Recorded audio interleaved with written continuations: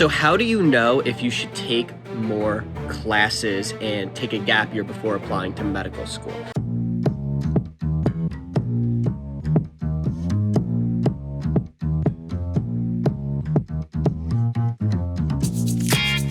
So this is a common situation I see is a pre-med who's about a junior, maybe even a senior, and they're not sure if they should apply in that cycle or take more classes to up their science GPA. And the reality is that if you have a low science GPA or cumulative GPA around like a 3.0, maybe even like 3.2, 3.3, this is still, you can get in with those GPAs, but it's still an uphill battle you're fighting.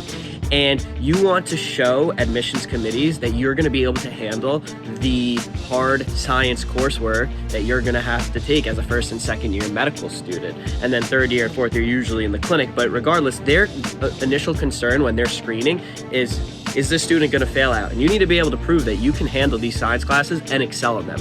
And so if you're a student that has never really gotten A's in any of these classes, you're a C, B student, it might be worth, and it probably would be worth, considering taking more classes. Now, then the question becomes, should you do that as a master's program or a post-bac program where there's special master's programs?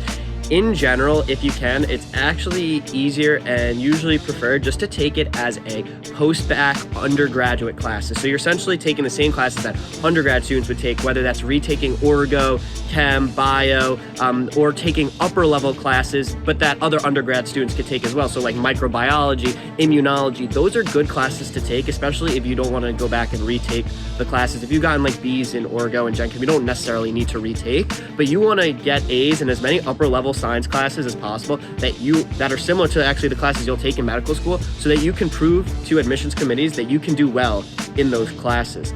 And so what really should happen is you should take a look at your trend. If you're crushing your junior and senior year, but because freshman and sophomore year you weren't doing so hot, then it might not be necessary for you to do a complete formal post-bac program or do an entire another year of classes.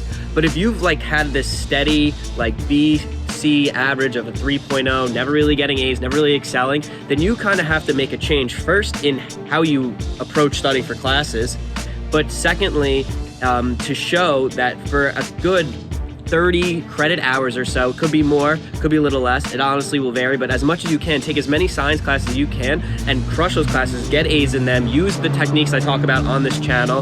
And obviously if you want more insight on that or a whole program, you can click the link below and we can set up a call for that.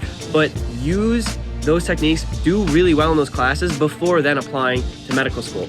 And one thing that a lot of students don't realize too is if you're gonna take a gap year, but you already submit your applications and then you're about to take that gap year, right? Because medical school applications take a whole year with applying, writing secondaries, interviewing, and then acceptance. If you're in gap year, and this actually happens, so make sure to avoid this. If you're gap year, you're taking these extra classes that you thought are gonna up your GPA, but you've already applied, then those class grades are not gonna be a part of your application. So you actually have to delay that application another year generally, so that those grades that you took in that gap year or those classes that you took, the grades are gonna actually go on your app.